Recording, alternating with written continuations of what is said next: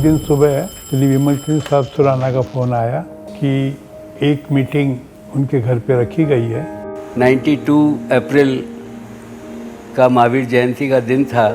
विद्या विनोद जी काला जो स्वयं कैंसर के पेशेंट थे और दूसरे तत्कालीन मुख्यमंत्री भैरू सिंह जी शेखावत, उन्होंने कहा कि अगर पब्लिक से कैंसर हॉस्पिटल बनाने का जिम्मा लिया जाता है तो ज़मीन जो भी उपयुक्त होगी वो मैं देने को तैयार हूँ।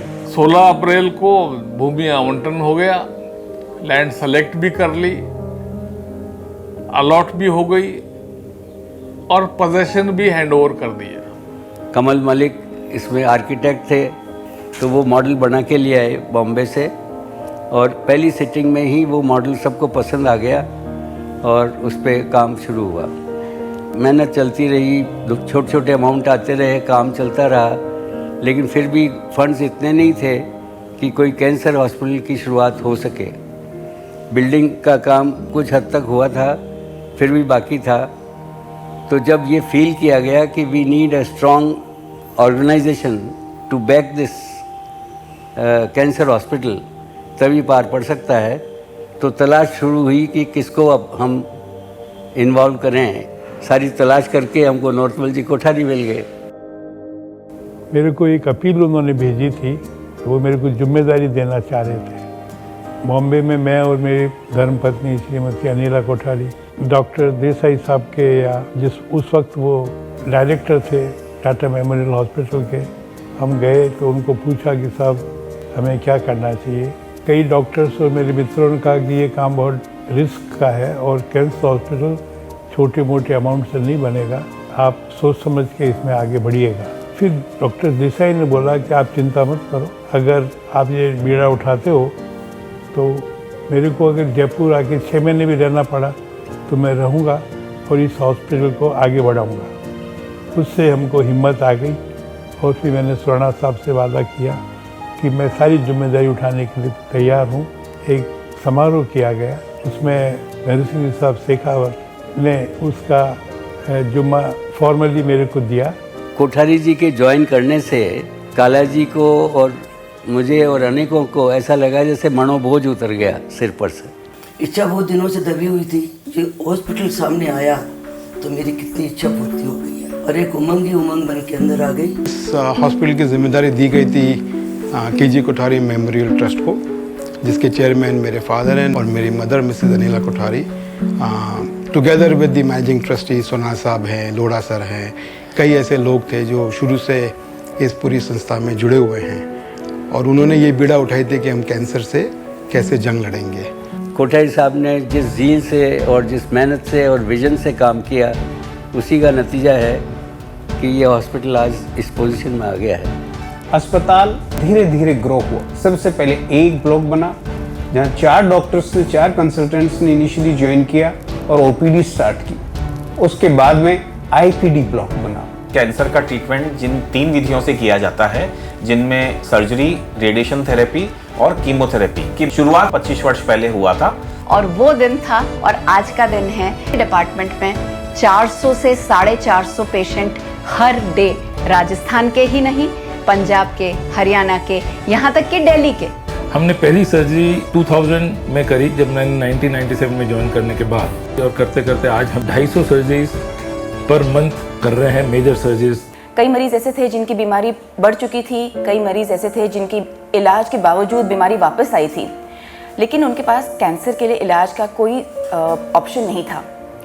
तो इन मरीजों के लिए और इनके मरीजों की फैमिली के लिए सबसे बड़ी समस्या ये थी कि आगे के दिन कैसे निकलेंगे। ये डिपार्टमेंट ऑफ पैलिएटिव केयर की शुरुआत करी।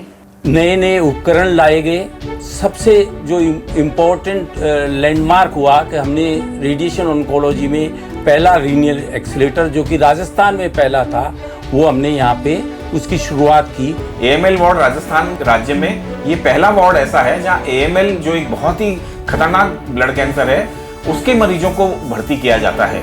और हमारे अथक प्रयासों से, जैसा अन्य क्षेत्रों में हमने सफलता प्राप्त की है, मुझे पूर्ण विश्वास है कि बोन मैरो ट्रांसप्लांट यूनिट भी इस देश की एक बहुत अच्छी यूनिट के रूप में उभरेगी।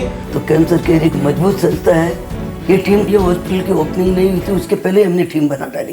कैंसर केयर निस्वार्थ भाव से, सेवा भाव से हमारी जितनी भी 80 मेंबर्स हैं वो जुड़ी हुई रहती हैं और पेशेंट से उनका संपर्क बना रहता है। अपनी उलझन को हमारे सामने रख पाएँ तो हम उनकी समस्याओं को हल कर पाएँ।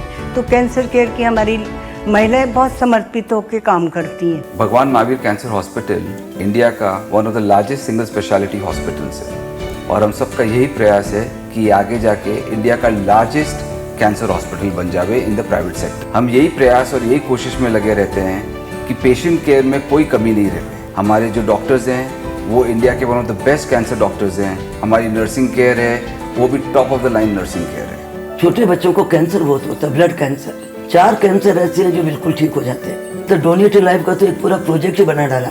उन बच्चों में हमारे 200 बच्चे आ गए और 150 बच्चे ठीक होके गए। CML कैंसर है, दवाई लो तो वो जिंदा है और नहीं तो वो जिंदा नहीं है। इस तरह से हमारे पास बहुत सारे प्रोजेक्ट हैं। तो उसकी टेस्टिंग की, दवाई की, सारा खर्चा हम फ्री करते हैं हॉस्पिटल। जो भी ड्रॉप आउट होते हैं सबको फोन करके बुलाते हैं कि तुम आके हमें बताओ कि तुम्हें प्रॉब्लम क्या थी। पैसे का अभाव है, हम दूर करेंगे। एक बच्चा बहुत रो रहा था कि मुझे तो ट्रीटमेंट लेना नहीं है। मेरे पास जेट एयरवेज का बैग पड़ा था एक, मैंने उसको दे दिया। अब विश्वास नहीं करोगे, वो बच्चे ने रोना बंद कर। जब उसने रोना बंद किया तो हमने बच्चों को गिफ्ट देना शुरू किया। बच्चों के लिए जो ड्रीम फाउंडेशन हमने बनाया है उसमें हम 4000 बच्चों की विश पूरी कर चुके हैं। स्थापना से लेके आज तक राजस्थान सरकार का जमीनें उपलब्ध कराने में बहुत बड़ा सहयोग रहा है। वर्तमान में भी गहलोत साहब की सरकार ने हमारे को 15,000 मीटर जमीन और फर्दर विकास के लिए दी है। शुरुआती दौर से 50 बेड से शुरू हुआ अस्पताल बढ़ते बढ़ते आज 300 बेड का हो गया है और शीघ्र ही 550-600 बेड होने वाले हैं, जिसका काम शुरू हो गया है। आदरणीय स्वर्गीय भैरू सिंह साहब शेखावत का इस चिकित्सालय से इतना घनिष्ठ जुड़ाव था कि उनका जन्मदिन भी 23 अक्टूबर का था और इस स्थापना भी 23 को ही थी और जब तक वो जीवित रहे निरंतर वो जन्मदिन यहाँ मनाते रहे। 2015 में हॉस्पिटल NABH से एक्रेडिटेड हो गया। ये एक फेदर इन कैप था। प्राइवेट हॉस्पिटल्स में सबसे ज़्यादा कैंसर में, ऑन्कोलॉजी में DNB इस अस्पताल में है। एक प्लान मन में आया कि कैंसर पेशेंट को हम इंतजार करें, इससे अच्छा नहीं है कि हम उनके दरवाजे पे जाएं, जाके उनका टेस्ट करें। तो बस तैयार करी है। लेडीज की कोलोनोस्कोपी, मेमोग्राफी, पेप स्मेयर, एक्सरे, ये सब उसी में ही होंगे। हर गांव में जाके हम टेस्ट करेंगे उनका। कई नई नई तरीके की थेरेपीज आ गई हैं। हमारा हॉस्पिटल भी बहुत सारी चेंजेस लेके आ रहा है, इंटरनल एक्सटर्नल। रोबोटिक सर्जरी है जो कि आज का बहुत ही इम्पोर्टेंट तरीका है सर्जरी करने का। High and intensive care units हैं वो लेके आ रहे हैं।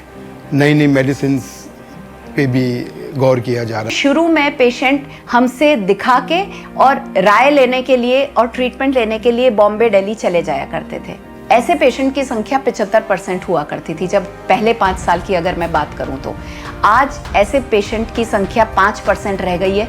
वो 5% भी वापस आ जाते हैं जब उनको दिल्ली, बॉम्बे में ये कहा जाता है कि आपका इलाज बिल्कुल सही हो रहा है और आप चाहें तो अपने घर में रह के ट्रीटमेंट करा सकते हैं। हॉस्पिटल मेरी जान है, हॉस्पिटल मेरा होम है, हॉस्पिटल मेरा भगवान है। ये जो किया वो मैंने मेरे खुद के लिए किया और खुद के लिए करने का मतलब सेटिस्फेक्शन। मेरे परिवार की संपूर्ण की इच्छा ये है कि इसको जितनी ऊंचाई पे हम ले जा सकें उतनी ऊंचाई पे ले जाएं और एक ऐसा केंद्र स्थापित करें कि उत्तर भारत में जो इस रोग से पीड़ित है उनको रिलीफ मिले और हमारा जीवन, हम मानव जीवन सफल कर सकें।